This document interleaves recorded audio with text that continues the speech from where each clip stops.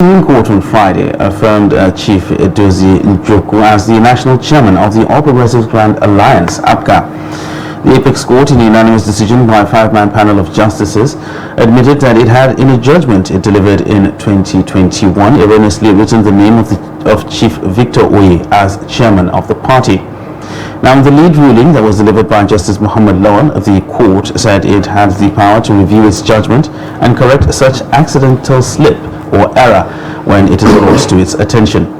It therefore issued an order expunging the aspect of the judgment where Oye's name was reflected as the national chairman of the party. Now, despite last Friday's Supreme Court ruling restoring Chief Edozie Njoku as the national chairman of APGA, the immediate past chairman, Victor Oye, said the ruling has changed nothing. All right, now in the studio we do have Chief Edozie Njoku, who is the national chairman of APGA, and we hope to hear from Chief Victor Oye to get his own side of the story. But before then, Chief Edozie Njoku, thank you very much. Thank you very much indeed. Thank you. Thank you. All right, the last time we had a discussion about the crisis in APGA, there was this thing about going to the Supreme Court, names were written where they were not supposed to be written, and all that, and that was what the back and forth was all about. Right now we're hearing the Supreme Court has made a ruling expunging that which they described as an accidental error which was carried out. So why all the controversy still if the Supreme Court has actually made a ruling? Thank you again. Thank you. It's I don't know the exact words to use. It's a terrible situation, and in this country we must start learning how to follow the rule of law. We can't just get up and say and do what we like. I was taken, this is the same people that took me to court saying that I forged a Supreme Court judgment. I spent 2 days in jail for that because of a bench warrant that a lacuna of time, so I had to be there before they give the ruling. I've been called all sorts of names, and then suddenly the Supreme Court came out and made it clear, which they used the words Oye's name should be deleted. I thought that it was over, but we are giving him a lot of credence by even calling his name. I want to start by apologizing as well to Nigerians for the act we carried out on another television where maybe even my own behavior was unbecoming, arguing with them. I know it's an embarrassment to my party, and I promise the party and Nigerians that you will never find me in that sort of behavior again. We should move on from Oye. If the Supreme Court have said it clearly as they did, we shouldn't be talking about that any longer. It's over. The Supreme Court nailed it once and for all. All right. So let's move slightly from that just a little bit and open up the discussion a little bit. Well, elections have come and gone. General elections have come and gone. And how would you rate APGA's performance in the election? And do you think that this current crisis actually affected their performance? Yeah, the current crisis affected the party so badly. The candidates we should have fielded, INEC did not give us a recognition for our candidates to be fielded. But there are some takeaways. We won an election in Bayelsa, we won some elections in Taraba. The party should build on that. Quite a few House of Assembly members. But the most important thing is that I also will commend the Supreme Court for being bold enough to do the right thing. We should not look backwards. We should not start rebuilding the party. That's the way I see it. We have a lot of work to do. And the elections have shown a lot that it's the work you put in is what you get out. You will notice there's some areas PDP won, there's some areas APC won, a lot of areas Labour won. And when you check those areas, you see these are people who really put in a lot of work. So as a party, we need to reconcile properly. Victor Oye, who was the last national chairman, I've called him several times on the television, but he must come back. At least he must be very strong in his word.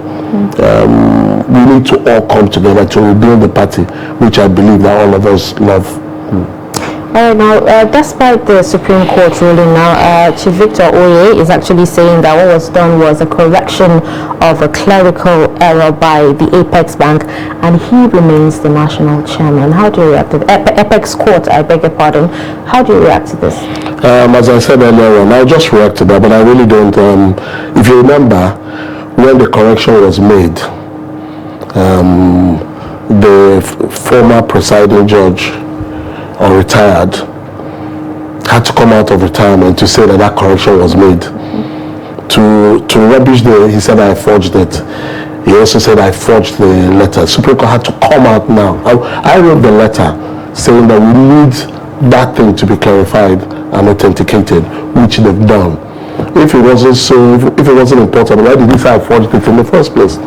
So he's just playing around with words on the minds of people. I believe Nigeria should move on from Victoria, because APGA have moved on. We've started our reconciliation, we've started doing things, and the order will be out today, hopefully.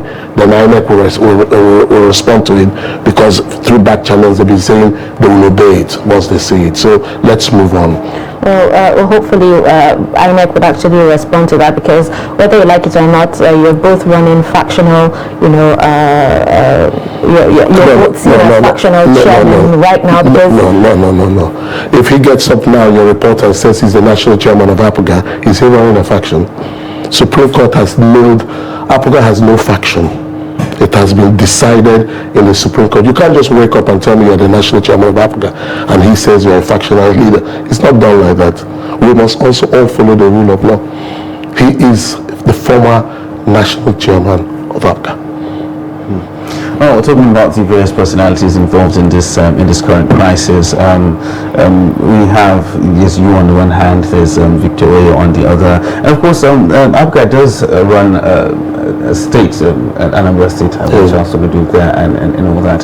So is there a way, or is there a process now of all of these parties coming together, burying the hatchet and moving the party forward? Are you willing to extend an olive branch to these respective parties? I've already said it, and even the former national chairman Victoria, I've sent out one here. The governor is the only governor we have at the moment. So we're all going to work. Sometimes reconciliation in politics, particularly the way politics is played in this country, is a bit bitter. I don't have any bitterness in politics. I've been fighting this battle for 5 years. And finally it's over. And I tell all my people, we all need to work together, because politics is a game of numbers. It's not just me. Everybody needs to be included. Yes, we are talking.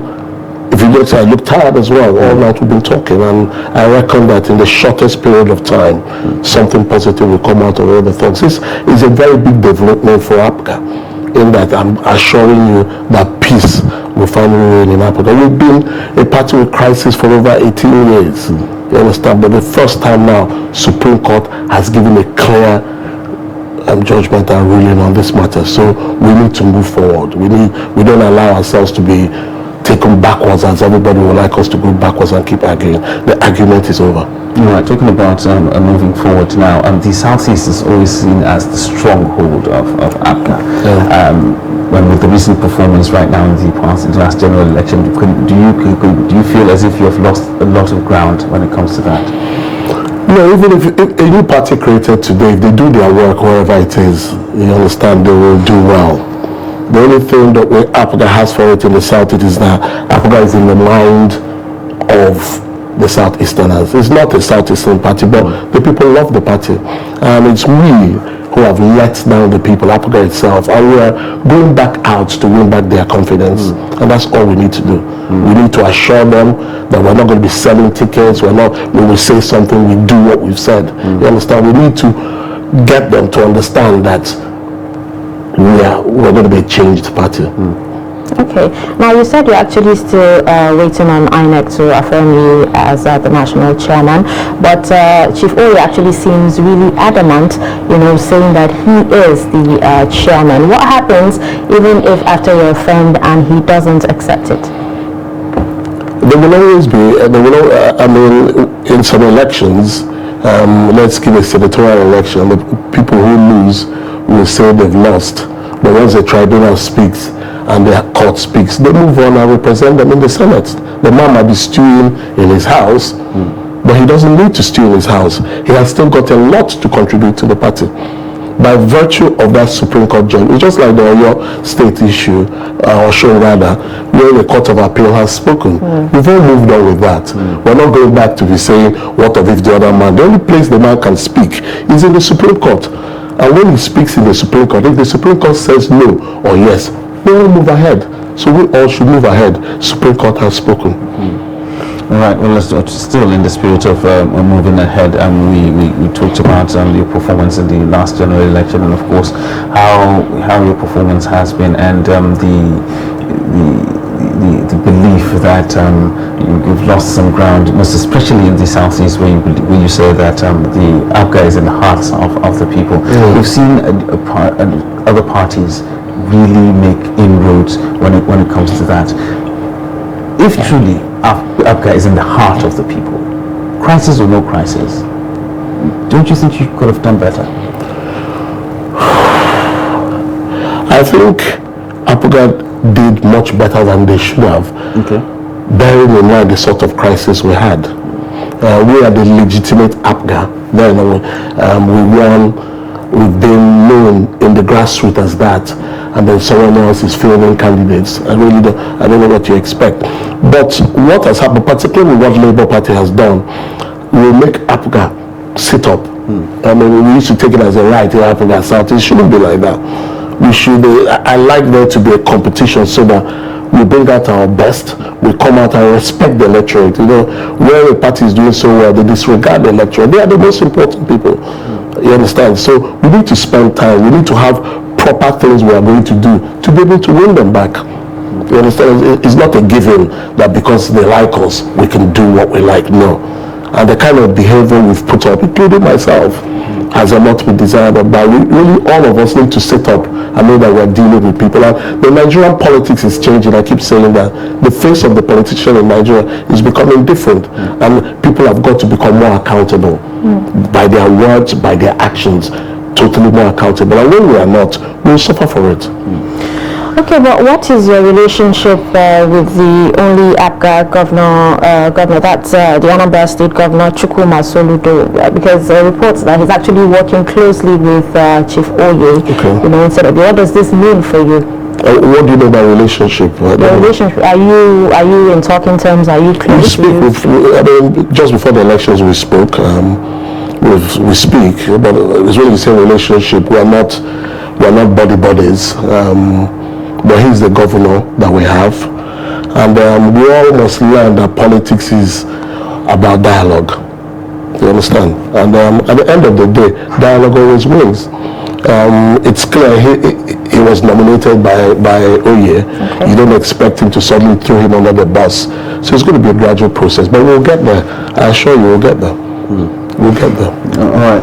But before we go, I'd like to ask. I have like two questions to ask now. One has to do with we have off-season elections coming in November. I think that's what. My state, Imo State, is one of them. Exactly, one of it. So, and what are the plans? Have the plans started being put in motion right now? Because just like you said, the crisis made the choice of candidates was mumbled and all that. So, is there any process now that you've put in place? Yeah, the first thing we're doing is that a reconciliation committee has been set up. We've not announced it yet. We are rolling out our programs for those three states. But the most important thing is reconciliation. We really need to you know, politicians, we're all funny people. You see us shouting today, tomorrow we're the best of friends. You understand? So, but we need to engage. We need to really get APGA back with all forces together. And I'm using this medium to say, please, if anybody has hurt anybody, just take it as one of those things. That it's nothing personal, but that let us as APGA forge together to be able to do what you're saying, to be able to bridge that gap, because we are lagging behind very seriously, particularly to Labour Party. All right. So finally now, the new administration is coming in May 29th, and of course there are lots of talks about ceding positions, particular positions to particular regions and parts of the country. A strong case has been made for the Southeast to actually have the Senate presidency this time around. What was your take on that? Maybe I'm a bit selfish at the moment. I'm focused on us rebuilding APGA. Okay. I'm so focused on it, and I want to be focused on us. Let's not get carried away looking for positions. Let's be focused, and we should always come from a position of strength. Anything, let's assume if we're giving something now, it's just a give. We are not. We need to come from a position of strength, and I assure you that in 2027 you sit down and I'll remind and you say, look at APGA. We will come from a position of strength. And to add, what I'm really looking forward to is I believe strongly in a tax system. I've always believed that. I always believe that why a governor is not accountable to his people is because the people are not paying taxes. If everyone was paying taxes, when a governor, local government chairman does something, you'll be saying, that's my money. And so that's why I'm really looking at if at the end of the day, the what do you call it, the president-elect becomes the president, which he is. I truly believe that he'll do something about taxes, because I've been watching that he's always his eyes are on that area, and I think that that's something that anyone who truly comes out and tax us all, that will become more responsible, and our leaders will become more responsible. So I'm saying that as a message to the president-elect, that he should be focused on that area and give us more taxes, and then things will probably move forward. All right. Well, thank you very much, Chief Edozie Njoku, for coming on the show. Thank you very much.